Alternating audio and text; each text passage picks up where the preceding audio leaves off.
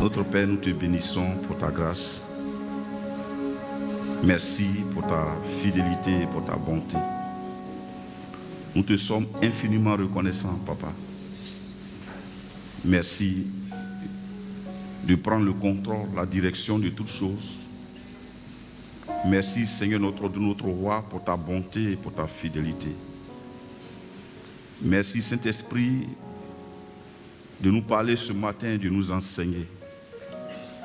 Merci pour ta présence qui nous a fait du bien ce matin et qui continue de nous faire du bien, Père.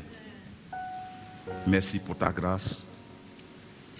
Au nom de Jésus, Amen. Alléluia. Bien. Gloire à Dieu.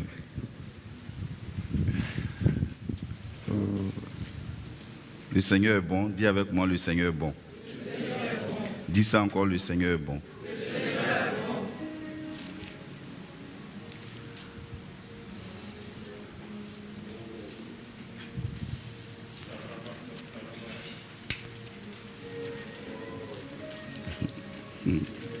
Alléluia. Alors, ce matin, on va parler d'un thème qui est important. Aujourd'hui, c'est un jour de fête, normalement. Mais c'est aussi un jour... Les églises sont en ébullition.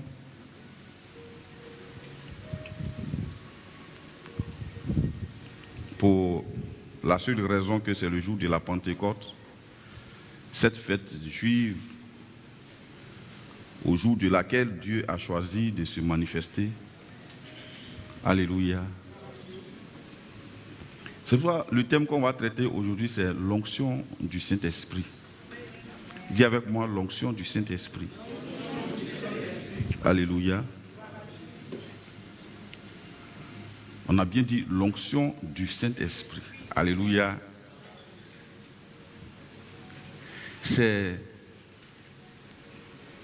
Je voulais situer un peu le cadre de la Pentecôte parce qu'aujourd'hui, c'est comme si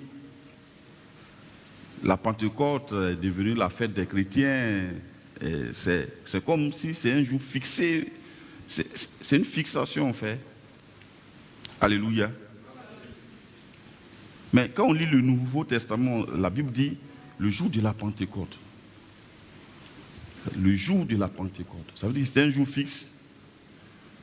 Ou c'était sur un calendrier où les gens fêtaient leur Pâques. Pardon, pas leur Pâques, mais ils fêtaient la fête de la Pentecôte. Chaque année. C'est 50 jours après la Pâques. Amen. Donc c'était une fête qui était inscrite dans la coutume des Juifs. D'accord? Et qui la fêtait chaque année. Et notre Dieu, après la mort de Jésus et sa résurrection, il est mort le jour où les gens immolaient la Pâque. C'est le même jour que Christ a été immolé. Alléluia. Donc il est monté. Et 50 jours après son décès, c'était la Pentecôte aussi. Et c'est ce jour-là que Dieu a choisi pour envoyer le Saint-Esprit. Alléluia. Gloire à Dieu. Donc, ce jour-là, les chrétiens n'étaient pas à la fête de la Pentecôte. Ils étaient cantonnés dans une chambre haute où ils avaient l'habitude de se réunir avec le Seigneur. C'est là-bas qu'ils se sont retranchés. Donc, c'était des personnes retranchées qui n'étaient pas à la fête. Ils n'étaient pas à la fête. Gloire à Dieu. Ils n'étaient pas à la fête. Je précise ça parce qu'aujourd'hui, dès qu'on parle de Pentecôte, c'est comme si on parlait du réveil. La Pentecôte est confondue au réveil spirituel, à la venue du Saint-Esprit. Tout. Non. Le Saint-Esprit est venu et il s'est trouvé que ce jour-là, c'était la fête de la Pentecôte. Gloire à Dieu. Et Dieu qui est sage a jugé bon d'envoyer le Saint-Esprit, pas sur la terre, il était déjà sur la terre, c'est lui qui a créé la terre. Alléluia. Mais de l'envoyer aux chrétiens et de les remplir ce jour-là, ce jour où en Israël, il y avait, à Jérusalem, il y avait toutes les nations de la terre qui étaient parties adorer. Alléluia. C'est Dieu, il fait ces choses. Voilà. Donc, c'est ça. Mais il a fait venir ce jour-là, la Pentecôte, à partir de là, a pris un sens, pas à cause de la fête, à cause des festivités, à cause de ce qu'une personnalité a fait son entrée dans l'adoration qui avait lieu. Gloire à Jésus. Et cette personnalité, c'est le Saint-Esprit. Gloire à Dieu. Amen. Alors, l'onction du Saint-Esprit. Alors, donc, ce matin, on va parler un peu de ces choses-là qui sont habituelles, qu'on sait, ou bien même qu'on a envie de voir, mais qui, ma foi, sont mal comprises et donc créent des problèmes aux gens. Dis avec moi l'onction. Pour ceux qui sont à Mermoz, on a parlé un peu de ça. Mais qu'est-ce que l'onction? Amen. Pour aller vite, on va essayer de voir ce que l'onction n'est pas. Je dis bien l'onction du Saint-Esprit. Hein. L'onction n'est pas une force mystique ou impersonnelle détenue par une personnalité spirituelle. Ou bien par un pasteur, ou bien par un évêque, ou bien par un archi, ou bien je ne sais pas quoi. L'onction, ce n'est pas une force mystique. Ou bien mystérieuse. Ou bien mystique, ou bien quelque chose comme ça. L'onction n'est pas un gris-gris. Un gris-gris tenu secret que les gens ont là. Ah, lui là, il a l'onction. Non. Alléluia. L'onction n'est pas un don, une habileté, une capacité, un talent, une personnalité. L'onction n'est pas l'émotionnalisme ou une personnalité charismatique. L'onction n'est pas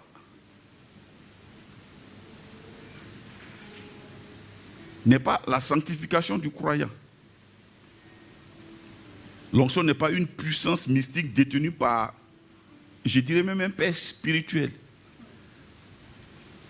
qui peut la transmettre à ses enfants comme il veut. Dis avec moi l'onction.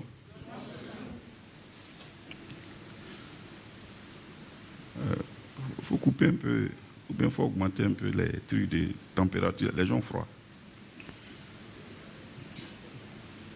C'est bon? Ça peut aller?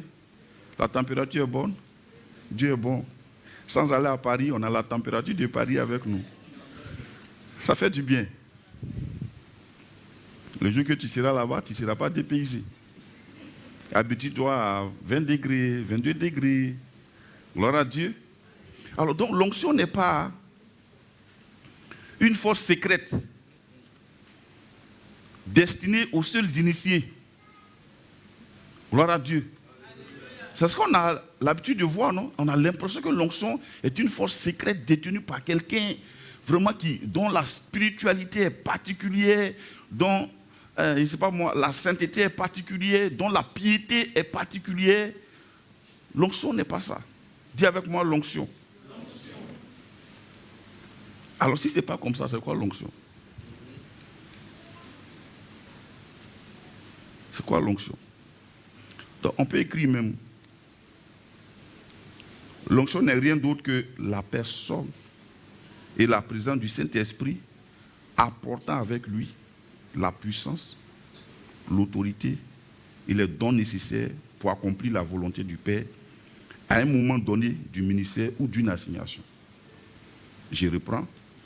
L'onction n'est rien d'autre que la personne et la présence du Saint-Esprit apportant avec lui la puissance, l'autorité et les dons nécessaires pour accomplir une tâche ou un ministère ou une assignation. Amen. Je reprends encore. L'onction n'est rien d'autre que la personne et la présence du Saint-Esprit apportant avec lui, pas sans lui, avec lui. Amen. La puissance. Amen. l'autorité et les dons nécessaires. Pour faire quoi? Pour accomplir la volonté du Père. Pour accomplir, non pas la volonté de la personne qui est utilisée par l'onction, mais la volonté du Père. Dis avec moi l'onction. Gloire à Jésus. C'est la puissance évidente et présente du Saint-Esprit, œuvrant et se manifestant au travers d'une personne ou d'un instrument humain soumis. Amen.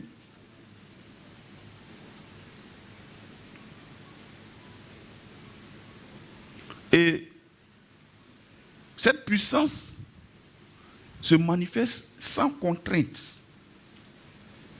Elle se manifeste sans contrainte. Gloire à Dieu.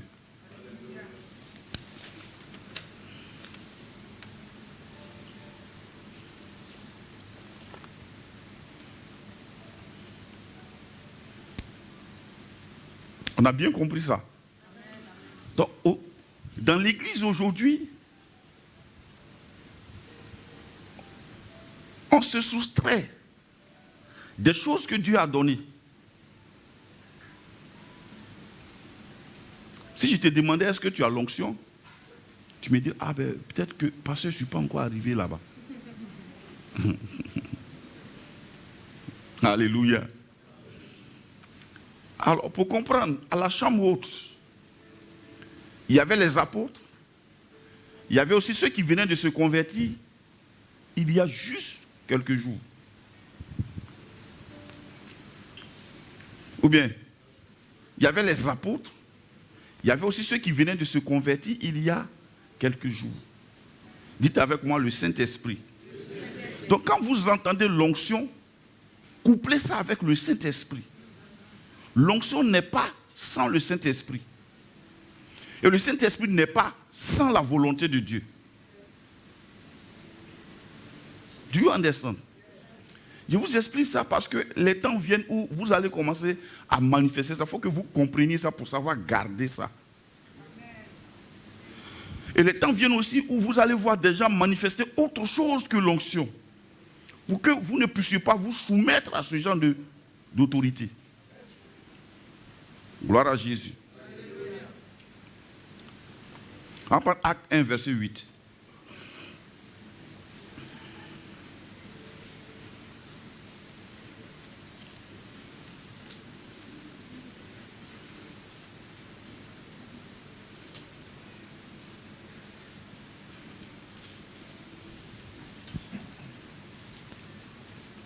Oui. Acte 1, 8. Oui. Mais vous recevrez une puissance. Mais vous recevrez une puissance. Le Saint-Esprit survenant sur vous. Le Saint-Esprit survenant sur vous. Et vous serez mes témoins à Jérusalem. Et vous serez mes témoins à Jérusalem. Dans toute la Judée. Dans toute la Judée. Dans la Samarie. Dans la Samarie. Et jusqu'aux extrémités de la terre. Et jusqu'aux extrémités de la terre. Mais vous recevrez une puissance. À quel moment? Prêchons ensemble. À quel moment on recevra la puissance? Donc, ici c'est Jésus qui parle, qui annonce ce que son Église va manifester quand il va partir. Il dit, vous allez recevoir une puissance. Quand quoi? Le Saint-Esprit va survenir sur vous. Donc la puissance vient avec le Saint-Esprit. La puissance n'est pas sans le Saint-Esprit. Est-ce que vous suivez bien, peuple de Dieu?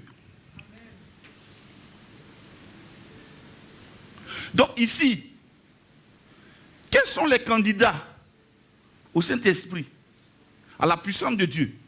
Qui sont les candidats?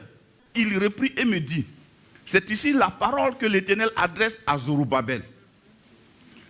Ce n'est ni par la puissance, ni par la force, mais c'est par mon esprit, dit l'Éternel. Tu veux faire des choses grandes avec Dieu? Ce n'est pas par la puissance. Ce n'est pas par la force humaine. Quand il dit ce n'est pas par la puissance, évidemment qu'il ne parle pas de la puissance de Dieu. il parle de la puissance humaine. Alléluia.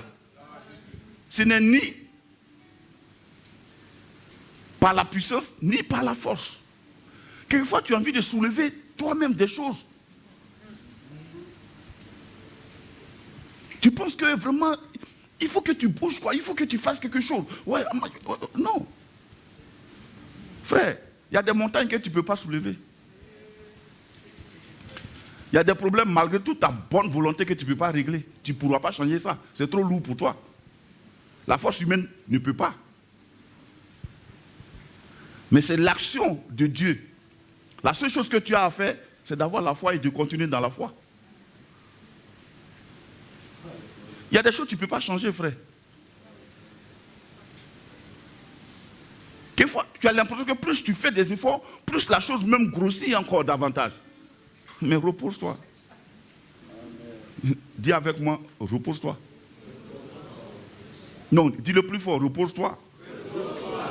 Tu n'es pas fatigué?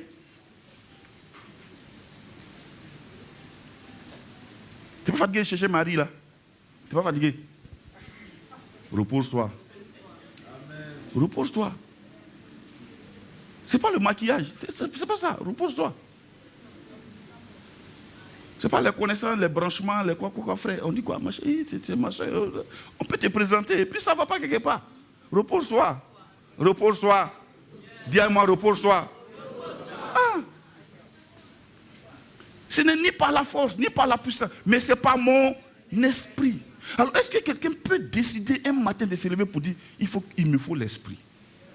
Il faut que je collabore avec l'esprit. Sinon, nous l'avons déjà reçu, l'esprit. Amen. Alors, je voulais lever quelques équivoques. Est-ce que l'onction peut être donnée par quelqu'un? La réponse est non.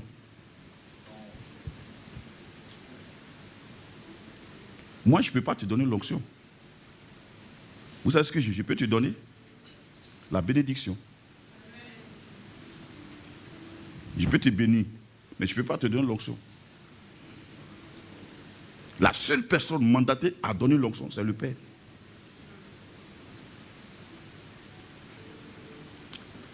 J'ai dit ça pour ne pas que vous soyez des mendiants, courant derrière les gens. Sous prétexte que non, bon, à cause de l'onction aussi est fait comme ça. Non, non, il y a cet évangile qui, on ne parle pas de la bonne conduite des pères, mais on parle plutôt comme si les enfants spirituels sont responsables des pères. Do you understand? Dans ta maison, le modèle de bonne conduite dans ta maison, là, ce n'est pas ton fils qui doit être responsable de ça.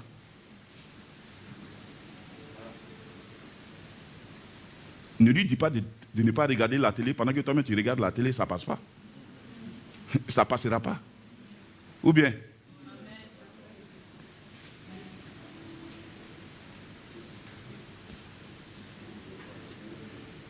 Ne lui dis pas de ne pas manger trop pendant que toi-même tu manges beaucoup. Ça ne passe pas. Donc, dans la maison, tu as besoin d'être responsable. Pas de tirer les gens, tirer les oreilles aux enfants. Faites comme ça, faites comme ça. Non, c'est peine perdue. Ils doivent le voir en toi pour le faire. Jésus dit, je fais ce que je vois faire au Père.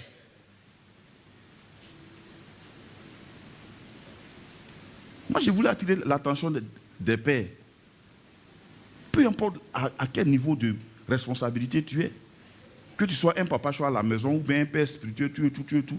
Frère, la responsabilité est sur toi, c'est toi le modèle. Ne cherche pas à ce que les enfants te respectent, sois le modèle. Aujourd'hui, on a semé la crainte dans les cœurs des chrétiens comme ça. Ah, comme c'est un pasteur, on dit de ne pas juger. Qui vous a dit ça? Lisez 1 Corinthiens. La Bible dit, nous jugeons de tout. Et nous ne sommes pas jugés par personne.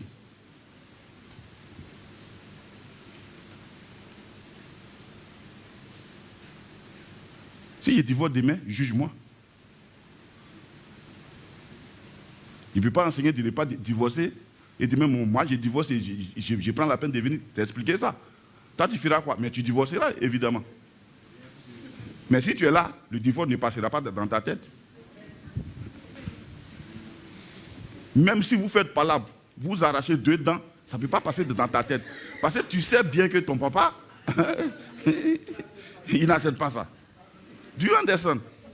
Dis-moi l'onction. Oui. Est-ce qu'on peut acclamer Jésus un peu? Ah.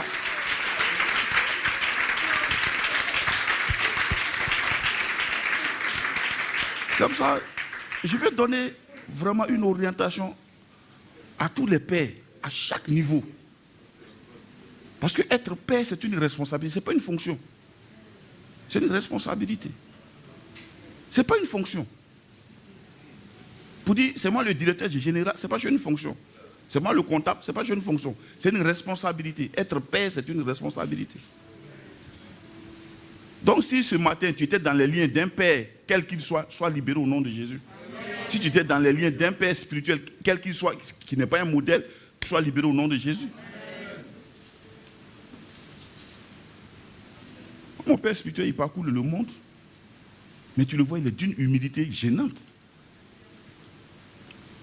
Pour nous apprendre à être humble, Paul dit, je me suis fait à moi-même une application de ces choses pour que vous le fassiez. L'onction, c'est ça. Gloire à Jésus. Donc l'onction n'est pas un truc magique où on t'enferme pour souffler sur ta tête et puis tu vas commencer à faire pouf, pouf, pouf. C'est pas ça. C'est pas ça. Mais quand l'onction est sur toi, si tu respires sur quelque chose va se passer. S'il n'y a pas l'onction, tu peux essayer de monter ça, tricher avec, mais ça ne passe pas. Gloire à Dieu. Dis avec moi l'onction. Voilà. Je vous explique ça pour ne pas que vous soyez des chrétiens limités. Alors, je disais tout à l'heure, l'onction ne peut pas se transmettre, mais la bénédiction peut se transmettre. Je peux te bénir, mais je ne peux pas te transmettre l'onction. Élie a dit à Élisée, tu demandes là quelque chose de difficile. C'est difficile. Ça veut dire lui, Élie même, il ne comprenait pas comment ça s'est fait. Parce que ce n'est pas lui qui a choisi Élisée. C'est Dieu qui lui a dit, va prendre Élisée pour ton remplaçant. Et il a trouvé le gars dans les champs, et puis il a jeté son manteau sur lui, et le gars l'a suivi. Donc c'est difficile pour lui. Quelque chose dans laquelle je ne suis pas auteur, acteur. Tu me demandes ça. Comment je puisse le faire? Do you understand? Je ne vais pas te transmettre l'onction. L'onction, c'est mon intimité avec Dieu. Je peux t'encourager à être intime avec Dieu, mais je ne peux pas te transmettre l'onction. Quelque chose que je veille pour avoir la présence de Dieu avec moi, je ne peux pas te dire, reçois la présence de Dieu. Non. C'est pas possible. Pendant que toi, tu es dans les placaliers et tu dors, tu es dans le truc, tu dors, l'onction ne vient pas comme ça.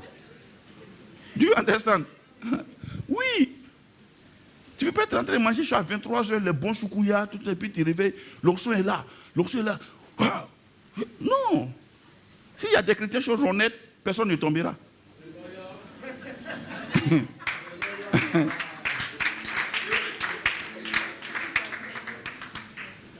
Mais quand l'onction est là, je n'ai pas besoin d'être vers toi. Je suis ici et puis tu pleures seul. On ne t'a pas frappé, tu pleures. Ou bien tu ris seul, tu restes content. Il est bon d'être ici. Ouh, Pierre a dit quoi? Il est bon que nous demeurions ici. J'ai fait 3 tentes ici. Une pour toi, une pour Élie, une pour Moïse. Il s'est oublié lui-même. Quand l'onction est là, tu t'oublies.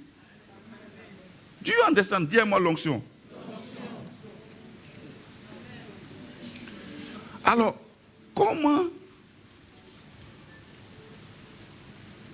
garder l'onction? Il sait que tu as la réponse à ça. Il faut savoir garder. Garder.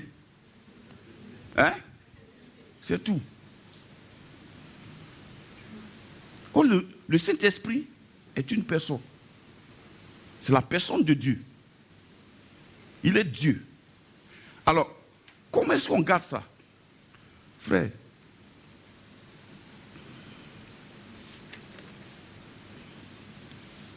voilà pourquoi l'onction est délicate. Pourquoi? Parce qu'on peut éteindre le Saint-Esprit. Éteindre. Il y a le feu, on prend l'eau, on fait de dessus. Donc éteindre le Saint-Esprit, c'est quelque chose qu'on fait et qu'il éteint. Amen. Comment est-ce qu'on l'éteint? Quand il arrive, laisse-lui la place. Les gens éteignent l'esprit par la volonté de faire les choses par leur propre capacité. Quand ta propre capacité lutte avec Dieu, il s'éteint. Il te laisse la place. Lève-toi et Dieu s'assira. Assis-toi, Dieu se lèvera. Amen. Quand tu commences à agir par ta propre personnalité, tu l'empêches d'agir. Il ne luttera pas la direction avec toi. Soit c'est lui, soit c'est toi. Oui, oui. Soit c'est lui, soit c'est toi. Il y a ta volonté et il y a sa volonté. Alléluia. Il dit quoi? Mes voix ne sont pas vos voix. Aussi, le ciel est éloigné de la terre. C'est comme ça, mais vos volontés, mes voix, sont éloignées de vos voix. Gloire à Dieu. Alors.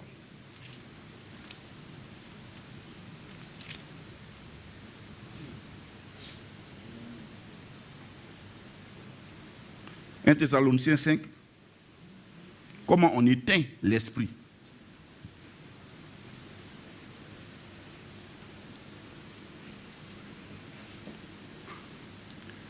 À partir du verset 15, à partir du verset 16. Soyez toujours joyeux. Priez sans cesse. Attendez. Qu'est-ce qu'il est en train de nous dire là? Reprends le verset 15. Le 16.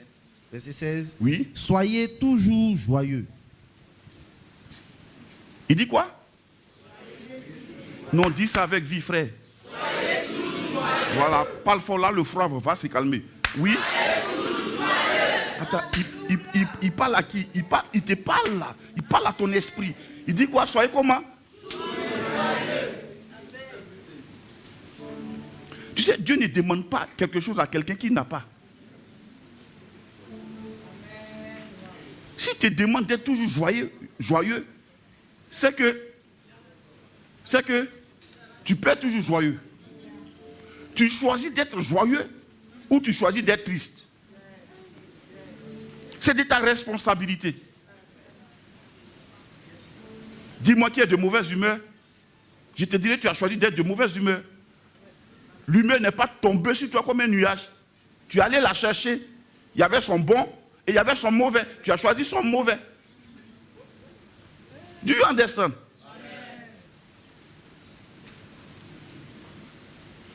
Soyez toujours. Parce que ta mauvaise humeur n'arrête pas le monde. Le monde fonctionne toujours. Les gens achètent de grosses voitures. Les gens mangent bien.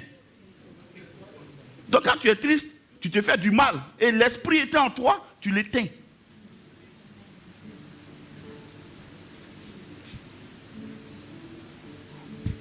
Moi, j'ai pas rendre visite souvent à mon épouse quand elle était dans son salon là. Il y a des femmes que tu trouves au salon de coiffure. Tu ne la vois pas même. Et tu ne vois rien quoi. C'est-à-dire que quand tu la vois même là, on ne peut pas lui dire psst. Mais quand elle rentre, bonjour. Ah. J'ai dit mais elle le pimpante de joie comme ça matin. Bonjour, elle s'en fout. Si tu es là, tu es comme. C'est pas son problème. Bonjour. Alors tu es là. Elle passe seulement. Tu as vu de dire? Mais elle n'a pas payé, fais-le. Elle ne t'a pas empêché aussi, mais fais-le. Do you understand? Dis avec moi, soyez toujours joyeux. Il parle à qui? À ta voisine ou bien à toi? Ah bon, dis ça encore plus fort. Voilà. Il parle à ton mari ou bien à toi? Il parle à ta femme ou à toi? Il parle à ton voisin ou bien à ta voisine? Voilà, dis encore, il me parle. D'être toujours joyeux. Verset qui suit, ce sont des préceptes. Yes. Priez sans cesse. Priez sans cesse. La prière allume l'esprit. L'esprit de Dieu ne peut pas être allumé dans un environnement de mort spirituelle. Il doit prier sans cesse. Ne vous arrêtez pas de prier. Occasion bonne ou mauvaise, priez. D'ailleurs, même quelqu'un, il y a les bonnes occasions, mais il faut prier. Les gens ont éteint l'esprit quand il y a eu l'exaucement. C'est fini. Ils se sont mariés, ils ont éteint l'esprit. Prie plus. Chaque week-end, c'est chérie, on va où? Bon, tu n'as pas les moyens pour sortir d'Abidjan. Tu as visité toutes les plages. Il n'y a plus rien à voir. Tu as mangé dans tous les restaurants. Il n'y a plus rien à voir. Il y en a qui connaissent tous les restaurants. Hein? Moi, il y a des restaurants même que je ne connais pas. Il dit, mais ah bon, ça existe. Moi, je connais les vieux restaurants avant. Donc, Nuit de Saigon. Quand nous, on était jeunes. Mais après ça, je ne connais plus rien à Abidjan. Mais les gens sont à la mode. Tu sors, tu vas, tu sors. Mais je me demande si ça existe encore même. Bon. Mais en face, ils ont créé des similaires comme ça, plus jolis. Do you understand? Priez sans cesse. Dans des moments de confusion, priez. N'attendez pas la confusion. Dans des moments de joie, priez. Vous allez prendre avantage. La prière te permet d'être en avance. Mais n'attends pas d'être face à l'adversité maintenant. Pasteur, soutiens-moi en prière. Comment? Et là encore, c'est le pasteur, il veille et toi tu dors. Puisque tu n'es pas habitué à prier, donc tu es là. J'ai tout laissé. Là où quelqu'un peut dire Makataba, Sokotobo, les Brasakata, Ramayandobo Sekete, les Brosukatababa. Parce qu'il y a des vocabulaires, frère. Le Saint-Esprit nous donne son vocabulaire.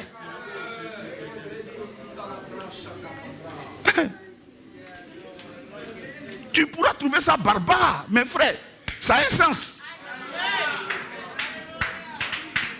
C'est la ligne directe de Dieu. On dit celui qui parle en langue ne parle pas aux hommes, mais il parle à Dieu. Personne ne le comprend, mais il parle à Dieu. Alléluia. C'est la prière sans intermédiaire, sans frein, la ligne directe de Dieu. Ah.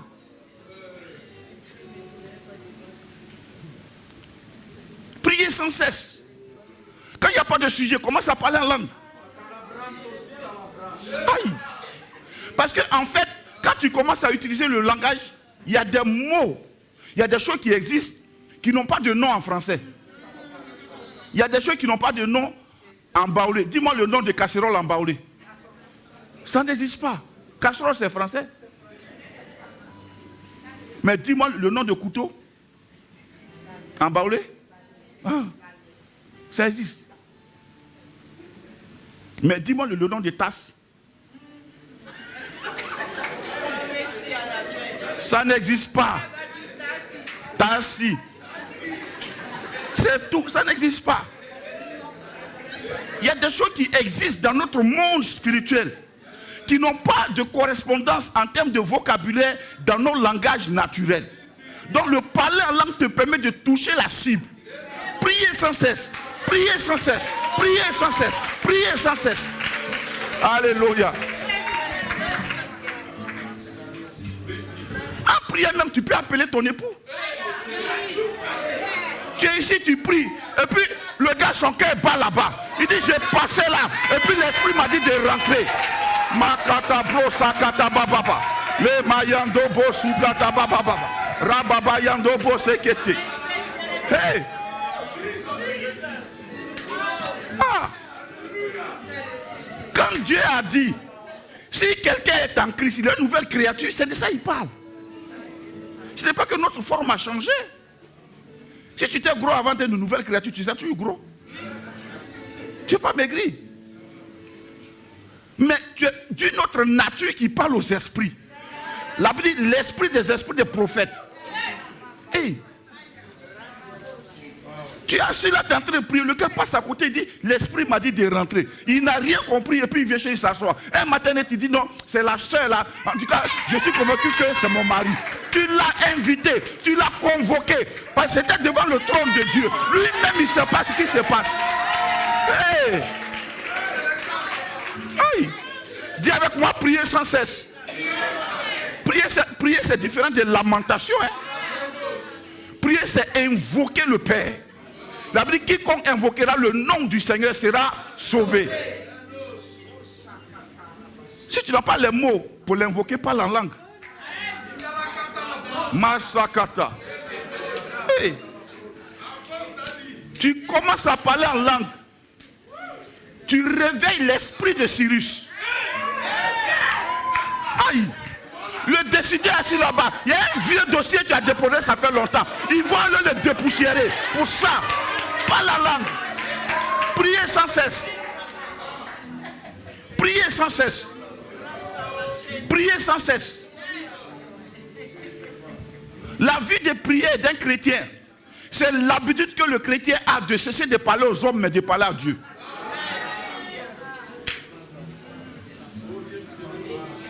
Priez sans cesse. Tes problèmes ne peuvent pas être résolus par un homme. Cesse de parler aux hommes, parle à Dieu maintenant. C'est bon comme... Ils sont trop informés de ça. Parle à Dieu.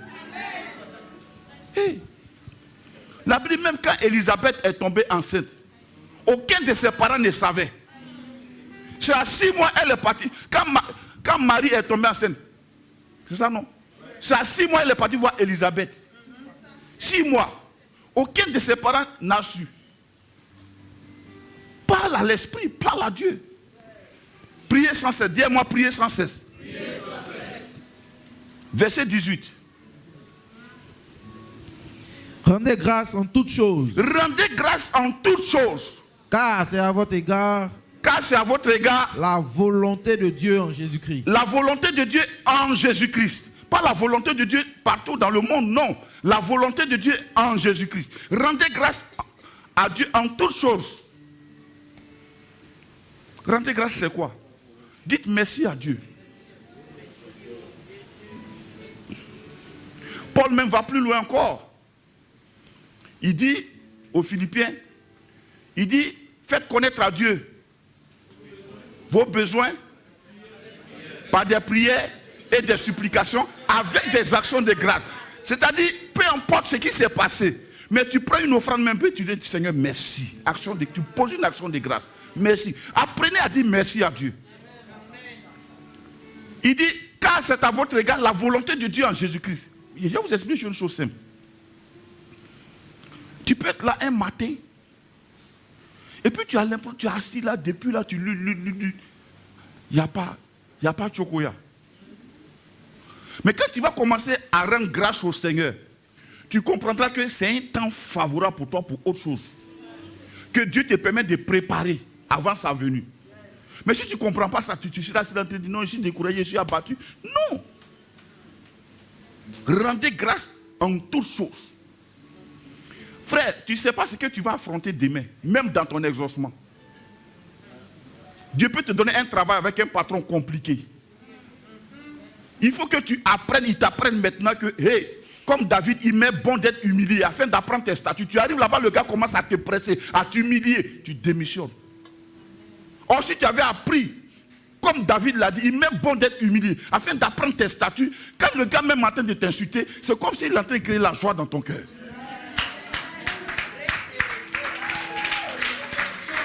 Mais quelqu'un qui n'a pas compris la volonté de Dieu comme ça, il arrive au travail et dit, viens ici. Mon patron ne sait pas me parler.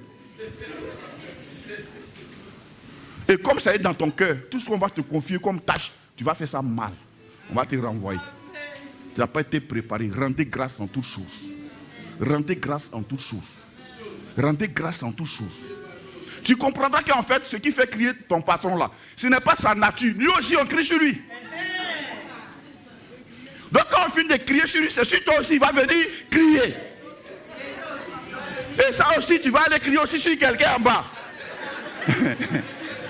Mais, si tu as appris à encaisser les choses en mettant ta personne et ta personnalité au centre, tu vas te frustrer et puis devenir orgueilleux. Or, la Bible dit quoi? Dieu résiste aux orgueilleux. Ça dit que ce n'est plus un démon qui fait l'obstacle, c'est Dieu lui-même.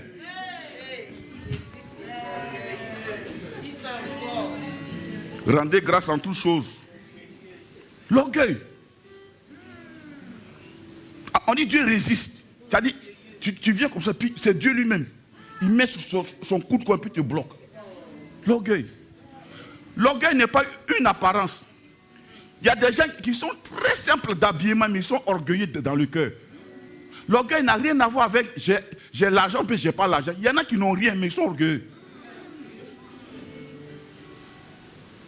Non, moi, en tout cas, pourquoi je me dis de balayer? Tu le regardes, tu ne vois pas son devant, son derrière. L'orgueil. Aïe. Moi, je ne peux pas manger 2 fois dans la même journée. Même manger, je ne peux pas manger ça à midi, puis manger ça le soir. Toi, tu es chez quelqu'un? Hé! Orgueil, dis-moi orgueil. Il dit grande grâce en tout chose, car c'est à votre égard la volonté de Dieu en Jésus-Christ.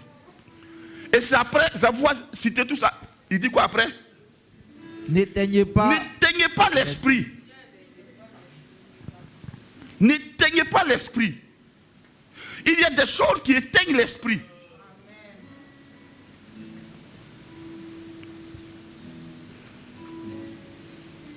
Après, il dit quoi? Verset 20. Ne méprisez pas les prophéties. Ne méprisez pas les prophéties. Vous voyez, le ministère prophétique, voilà pourquoi il est beaucoup copié. Parce que dans l'Ancien Testament, quand Dieu a parlé aux gens, c'était par les prophètes. On dit, après nous avoir parlé par les prophètes, Dieu, dans ces derniers jours, nous a parlé par le Fils. Il a dit d'Abraham, il dit, cet homme est prophète.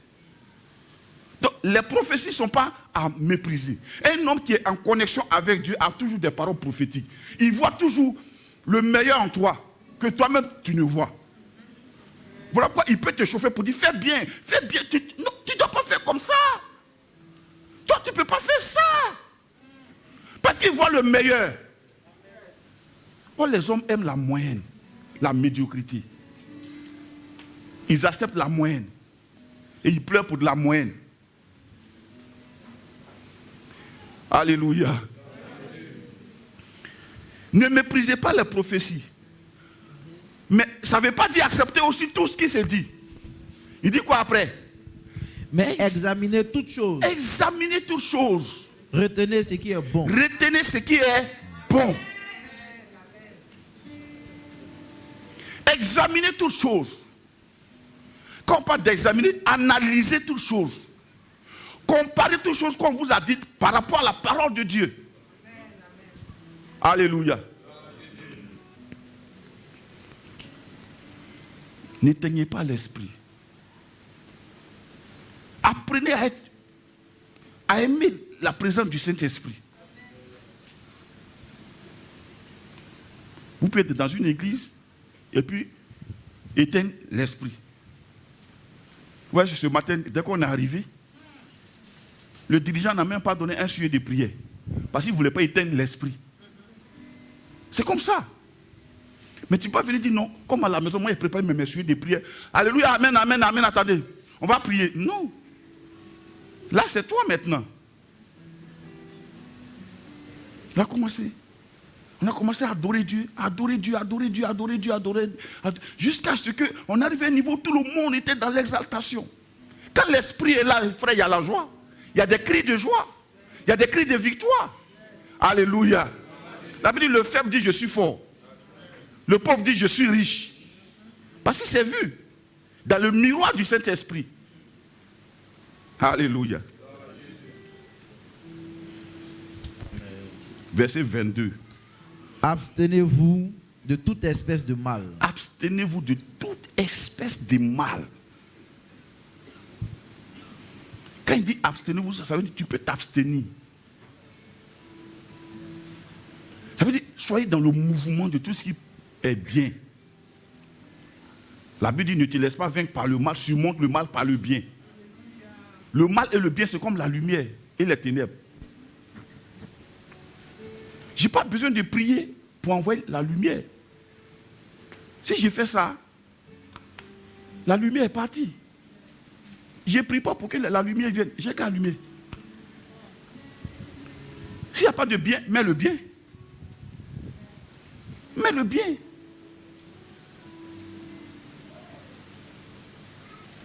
Dis-toi, s'il y a quelqu'un qui doit faire du bien, c'est moi. Aujourd'hui, les gens se soustraient. On veut que notre église grandisse. Mais on n'a pas vu que Dieu nous utilise pour faire grandir l'œuvre de Dieu. Mais pourquoi? Fais le bien. Si on dit, on va acheter un terrain, soit le premier a dit, je donne tant. Fais le bien. Fais le bien. Est-ce que vous savez qu'il y a des domaines dans lesquels souvent les pasteurs sont mal à l'aise de parler à cause de l'endurcissement des cœurs des gens. Pourtant Dieu lui-même il a appelé quoi? Sa maison, la maison du trésor. Maison du trésor. Mais pourtant les gens ça c'est non mais moi le pasteur peut parler de tout sauf de l'argent. Mais si on ne parle pas de l'argent, comment veux-tu que toi tu sois riche dans un milieu où on ne parle pas d'argent?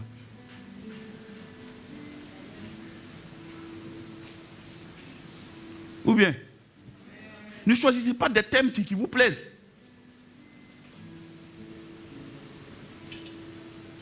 Je vous donne un exemple. Quand par exemple tu entends une parole, regarde-toi dans le miroir de la parole. Il ne faut pas te regarder dans ton miroir naturel. Amen. Supposons, je dis, cette année, parlons de notre projet de Dalois. On va à Dalois. Alors, regarde-toi dans le miroir de Dieu. Quand il dit on va à Dalois, ça veut dire lui, il a choisi de bénir des gens pour que la mission de Dalois soit effective. Mais regarde-toi dedans. Tu peux te regarder en dehors et puis rester là à ton même niveau et puis stagner. Pourtant, quelqu'un qui vient d'arriver se voit dedans et puis il y a beaucoup de miracles. Est-ce qu'on se comprend? Ne te regarde pas par rapport à ton besoin que tu vis. Regarde-toi par rapport à la parole prophétique. Voilà pourquoi il dit, ne méprisez pas les prophéties. La prophétie apporte la prospérité, apporte la vie, apporte la gloire, apporte la grâce. Alléluia. Voilà pourquoi il dit, vos fils et vos filles prophétiseront. Alors prophétise. Sois ton premier prophète. Ne dis pas, Dieu nous a oubliés. Alléluia.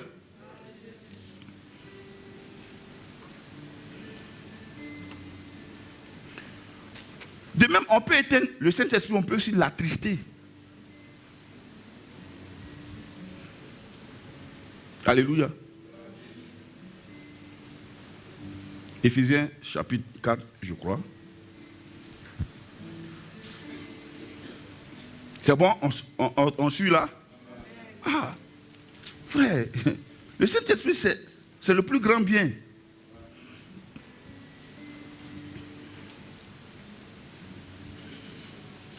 Éphésiens 4, après verset 29. Éphésiens 4, 29. Oui. Qu'il ne sorte de votre bouche. Qu'il ne sorte de votre bouche. Parce que vous êtes maintenant une nouvelle créature. Frère, ma soeur, comment tu te vois? Tu es la plus belle des créatures que Dieu n'ait jamais faites.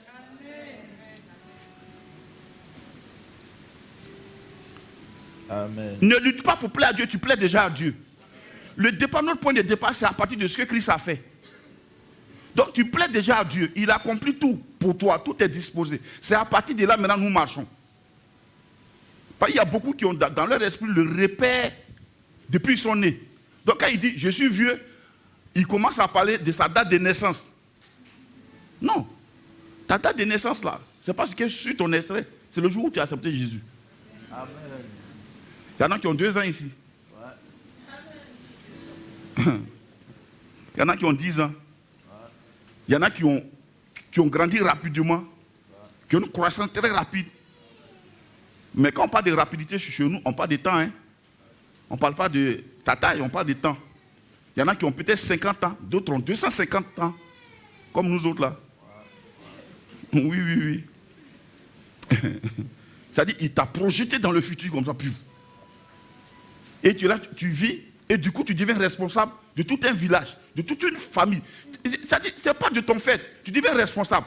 Des gens sont nés après toi, ils t'appellent papa. Je parle de ta famille, je ne parle pas de l'église même. Moi, dans ma famille, on m'appelle papa. Mes soeurs qui ont 60 ans, 65 ans, m'appellent papa.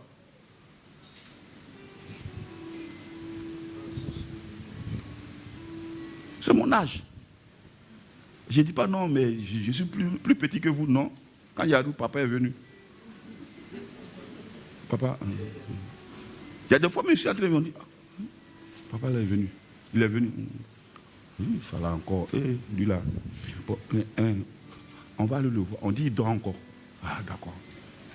C'est pas parce que j'ai l'argent. C'est l'onction. L'onction te donne une autorité. Hey. On peut l'attrister, oui. Et 29. Qui ne sort de votre bouche aucune parole mauvaise. Aucune parole mauvaise. Mais s'il y a lieu, quelques bonnes paroles qui servent à l'édification, et communiquent une grâce, à ceux qui l'entendent. Vous voyez? Donc par nos paroles, on peut l'attrister.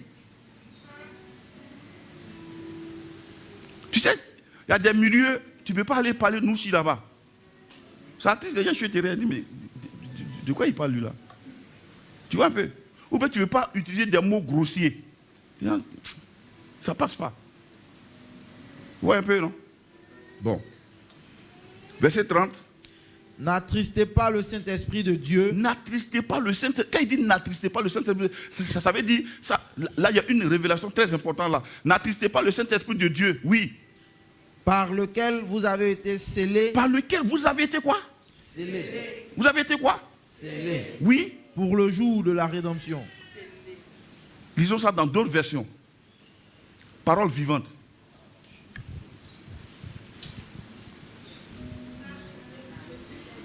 N'attristez pas le Saint-Esprit par lequel vous avez été marqués d'un sceau comme propriété de Dieu pour le jour de la délivrance finale. Vous l'avez reçu comme un gage de votre libération complète et définitive. Il parle là au passé composé. N'attristez pas. Ça veut dire que le Saint-Esprit est avec nous déjà. Frère, c'est pas maintenant on va aller le chercher. Quand on a dit oui à Jésus, il a envoyé son Saint-Esprit dans notre cœur. Maintenant, il peut remplir notre cœur, tout comme il peut être là, mais en quantité minime. N'attristez pas le Saint-Esprit par lequel vous avez été marqués d'un sceau, comme propriété de Dieu. Nous sommes la propriété de Dieu. Tu pensais que tu étais qui? Je t'annonce ce matin qui tu es. Tu es la propriété de Dieu. Tu appartiens à Dieu. Alléluia.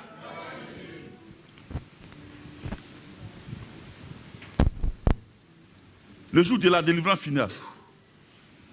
Il dit, n'attristez pas le Saint-Esprit de Dieu. Oui. Que quoi? Verset 31 maintenant. Que toute amertume. Que toute amertume. Toute animosité. Ouais, ça va encore contre tout ce qui est, comment on appelle ça? Tristesse.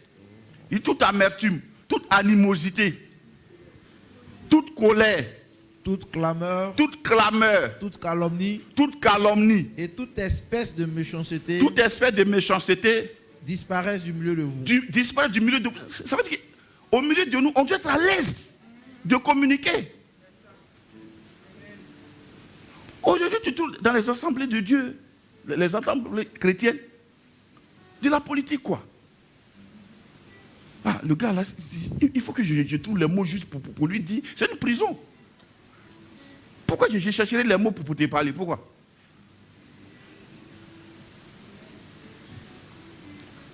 Toute l'amertume, être amer, ça atteste le Saint-Esprit. Toute animosité, c'est-à-dire les querelles, tu vois, les trucs où on fait la bagarre, ça atteste le Saint-Esprit. Je me fais comprendre.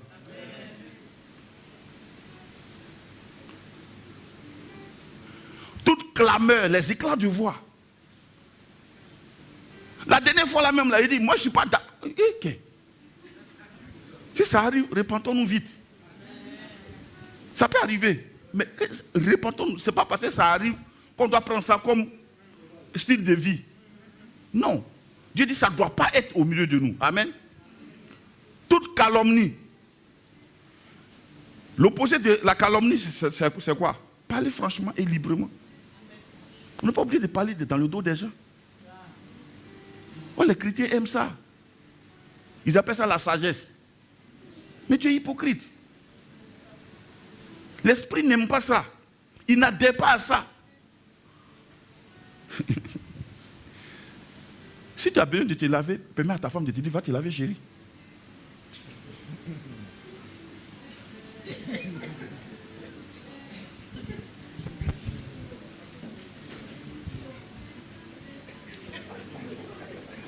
On se comprend, mais on ne se comprend pas. Toute calomnie. Calomnier quelqu'un, c'est dire des méchantes choses dans son dos. Si je ne peux pas te parler librement, mais on n'est plus frères. On est des politiciens. C'est dans la politique, on parle bien et puis après on dit, le salaud. Alléluia. Si pas nous, on a le voté, il ment. Il faut donner l'argent à nous, on va avancer. Ça, c'est dans la politique. Mais en Christ, non. Ça atteste le Saint-Esprit. On dit, on a été scellés. On a été scellés. Scellés, ça veut dire on a été attachés, marqués. Amen. Et toute espèce de méchanceté disparaît du milieu de vous. Parce qu'à cause de la présence du Saint-Esprit avec nous, on ne doit pas voir la méchanceté. Est-ce que vous connaissez la première des méchancetés?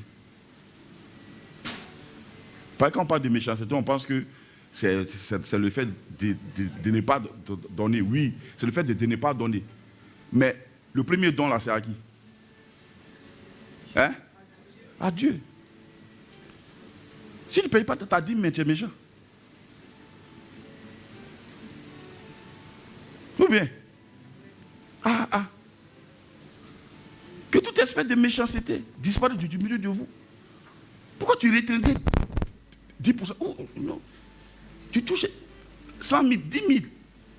Non, moi, ça ne faut pas. En tout cas, moi je ne suis pas d'accord. Moi, je ne suis pas d'accord. Mais bon, il ne faut pas être d'accord. Tu as tenté de mettre à nu ta nature vis-à-vis de Dieu lui-même. Tu penses que si tu es méchant avec Dieu, tu seras gentil avec qui? Mais avec personne. Toute espèce de méchanceté disparaît du milieu de vous. Suivant. C'est bon. Soyez bons les uns envers les autres, compatissants, vous pardonnant réciproquement, comme Dieu vous a pardonné en Christ. C'est ça qui fait que l'esprit est allumé. Amen.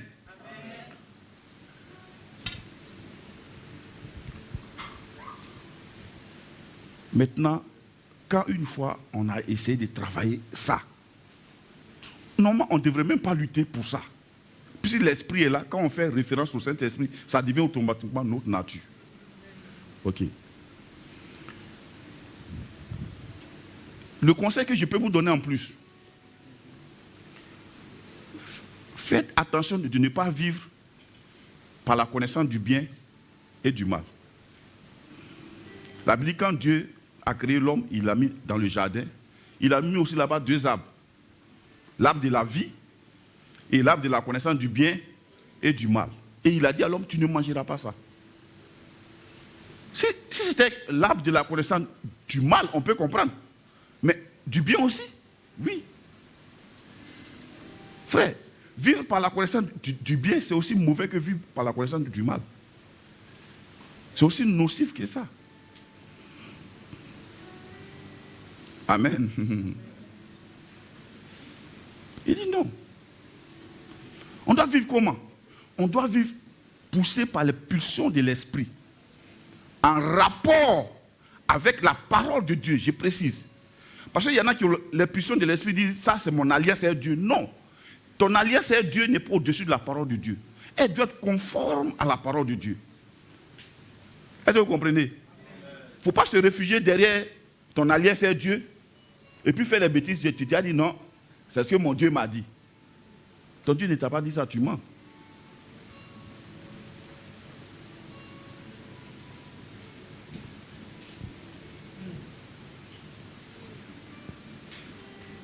Alléluia.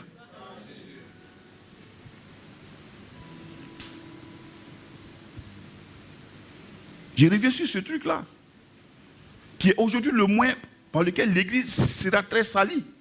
Mais pas l'Église. Parce que l'Église du Seigneur Jésus-Christ, elle est pure. C'est lui-même qui l'entretient. Ce n'est pas un homme. Donc les gens peuvent raconter tout ce qu'ils veulent, mais l'Église, ce n'est pas ça. C'est un peu comme aujourd'hui, quand on dit, ah, mais pourquoi les gens de bien là, c'est eux qui meurent? Ce n'est pas vrai. Les gens bien, c'est pas les gens bien meurent. Hein. Quand il y a un homme de bien qui meurt, ça choque. Sinon, quand le méchant meurt, ça ne choque personne. Sinon, il y a beaucoup de méchants qui meurent. Parce que c'est leur habitude de mourir, donc ça ne choque personne. Le seul gars qui est bien, le jour où il meurt, tout le monde est scandalisé. Ce n'est pas parce que c'est les gens de bien qui meurent. Les méchants meurent plus. Mais quand il meurt, on dit, quand le méchant meurt là, en fait, c'est la Bible qui l'a dit. Hein. Il dit quand un méchant meurt, en fait, on se réjouit bien. Alors, c'est quoi je vais vous dire? Laissez-vous conduire par l'esprit. De l'intérieur vers l'extérieur. Quand vous êtes conduit par l'esprit, le bien peut être bien, ou bien le bien peut être mal, ou bien ce qu'on appelle dans notre langage mal peut être bien. Est-ce que vous comprenez un peu? Voilà pourquoi beaucoup de chrétiens posent des questions. Pasteur, ce que j'ai fait là, c'est bien ou bien c'est mauvais? Mais ce n'est pas question de ce que tu as fait. Qu'est-ce qui t'a motivé? Si c'est le Saint-Esprit que tu as la conviction de l'Esprit, gloire à Dieu, tu as bien fait. Est-ce que je me fais comprendre là?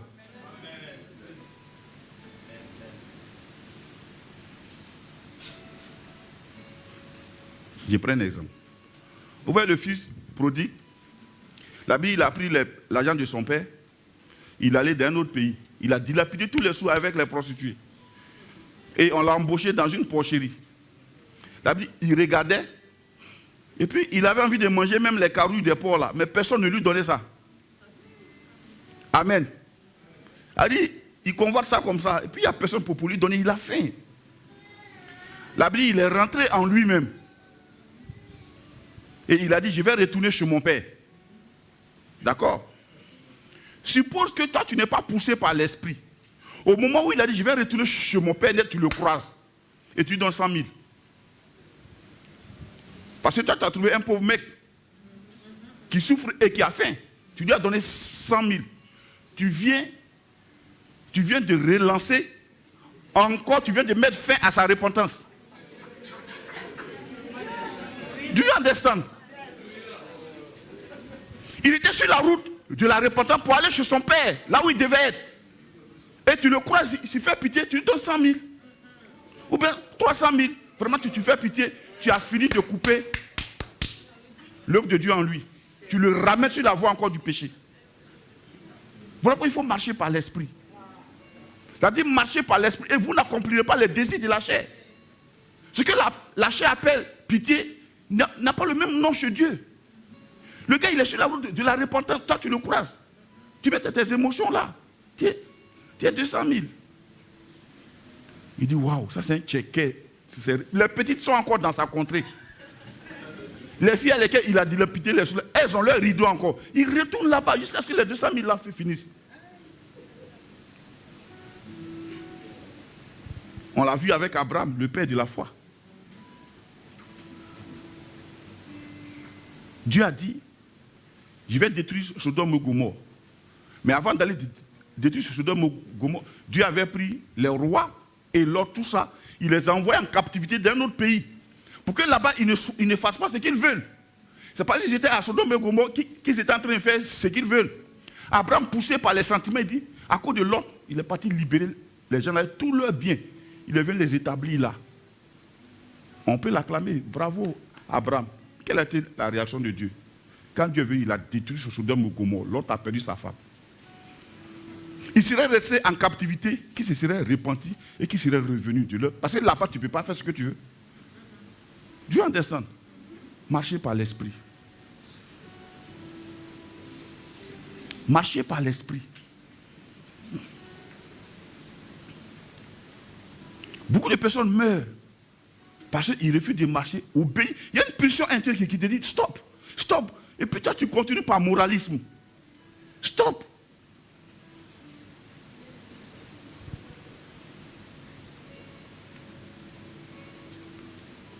Aujourd'hui, si c'est le jour de la Pentecôte, tout le monde crie, mais le Saint-Esprit, quand il viendra, il y a ses actions extérieures dehors, mais il y a ses actions intérieures en nous. Jésus dit, quand il viendra, il sera avec vous et il sera en vous. Il sera en vous et il sera avec vous. Et il vous conduira dans toute la vérité. Ça veut dire quoi? C'est pas que, est-ce qu'on ne connaît pas la vérité? Ah! Est-ce que vous voyez? Mais la vérité de Dieu n'est pas la vérité des hommes. Pourquoi il a dit, il vous conduira dedans. Il y a des fois, tu n'auras pas la puissance de faire quelque chose. Ah, stop. Laissez-vous conduire par le Saint-Esprit. Quand tu commences à parler en langue, tu trouves la route. Tu trouves la route dans ton esprit clair. Alléluia. Alléluia. Maintenant, le Saint-Esprit, Dieu est avec nous aujourd'hui, c'est l'Esprit de Jésus. Je vais toucher un peu le côté de la Sainte Seine pour que vous puissiez mieux comprendre. Jésus dit, celui qui mange ma chair et qui boit mon sang a la vie en lui. Après, il dit quoi? Paul dit, qui est Paul? Paul, lui, il a croisé le ressuscité. Pourquoi nous, on est heureux? Pierre a connu Jésus d'avant crucifixion. C'est ce que Jésus lui a dit d'avant la crucifixion, il a commencé à faire. Paul, c'est d'après crucifixion. Dieu en descend. C'est ce gars-là qui dit, je vous ai annoncé ce que le Seigneur m'a montré, m'a révélé. À Pierre, il a mangé la Sainte Seine avec le Seigneur. Mais à Paul, Paul n'est pas allé quand il s'est converti vers les gens pour dire, expliquez-moi la Sainte Seine. Dieu lui a révélé ça. Amen. Il dit, si vous discernez le corps du sang, vous avez la vie en vous. À cause du manque de discernement du corps et du sang, voilà pourquoi il y a beaucoup de morts et beaucoup d'infirmes au milieu de vous. Est-ce que ça dit que la Sainte Seine crée la mort? Non. La Sainte Seine, son mobile, c'est d'avoir la vie en nous. Celui qui mange mon corps et qui boit mon sang a la vie en lui. Amen. Le corps, c'est pour nous donner la vie, la santé, la grâce de Dieu, la vigueur. Par ses maîtrissures, nous sommes guéris. Le corps. Le sang, c'est pour laver nos péchés. C'est pour nous purifier. Nous sanctifier. À chaque fois que nous prenons la Sainte Seine, on doit discerner le corps du sang. Il dit discerner. Or, on a pris ça comme genre, il faut regarder s'il y a péché en toi. Non. Tu regardes, je m'en vais consommer le corps, je m'en vais boire mon sang pour avoir la vie. Amen. Le corps là, c'est ce qui a été donné par le Seigneur pour ma liberté. Par le corps de Jésus, j'ai été affranchi. Je ne viens pas comme quelqu'un qui mérite, je viens comme quelqu'un qui a reçu la grâce. Voilà comment je viens sur la table du Seigneur. Il dit, vous prenez, vous allez à la table du Seigneur indignement. Ça veut dire que vous venez, mais avec des fardeaux sur vos têtes. Il y en a qui ne prennent même pas la Sainte Seine les dimanches, ils trouvent qu'ils sont indignes, quoi. Dans la semaine, c'est trop fâché. Donc, c'est pas ça. C'est pas ça du tout. Le corps là, c'est quoi? Il dit, voici mon corps qui a été rompu pour vous. Quand il a déchiré le pain, ce corps a été rompu pour vous. Prenez ceci en mémoire de moi. Ça a été rompu pour vous. Voilà comment je viens. Je viens prendre le corps qui a été rompu pour moi. Il prend la coupe et dit, voici la coupe de l'alliance. Le sang qui a été versé pour vous. Prenez ceci. Donc je viens prendre la coupe de l'alliance. Donc en venant, je viens à la table de l'alliance. Je ne viens plus comme quelqu'un qui se va ressusciter encore, qui peut se laver lui-même. Je ne peux pas me laver moi. Je viens en reconnaissance à ce que Christ a fait. Voilà, prendre la coupe indignement, manger le pain indignement. Il y en a qui viennent et puis sont conscients tellement de leur péché qu'il faut qu'eux-mêmes se lavent d'abord. Tu rends le corps de Jésus vain. On dit celui qui quand vous mangez le pain, vous annoncez ma mort. Je dis à Satan, Christ est mort pour moi. Tes jugements prennent fin à cause de la mort de Jésus. Alléluia. Quand je prends son sang, il dit c'est une alliance au sang du Seigneur. Alors par le sang j'ai été totalement purifié. Et voilà pourquoi il a dit celui qui mange ma chair et qui boit mon sang a la vie en lui. Amen. Donc, ce matin, quand on va aller sur la table de la scène, il ne faut pas venir là comme quelqu'un vraiment, Seigneur, vraiment, je ne suis pas digne. Tu es digne à cause de sa mort. On va se tenir debout. Yeah. On va chanter sur ce cantique intéressant.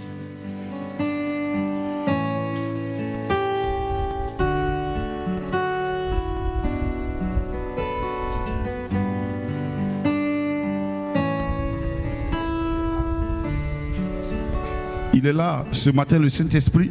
Je vis d'une vie qui ne peut mourir, car Jésus la vie éternelle. Je vis d'une vie. Je vis d'une vie. Célébrons la vie ce matin. Car Jésus la vie éternelle. Il habite dans mon cœur. Oui. Et le fait refleurit en une éclosion immortelle. Mon cœur est heureux, oui, sous le regard de Dieu. Oui. En moi le désert refleurit. Mon cœur est heureux ce matin.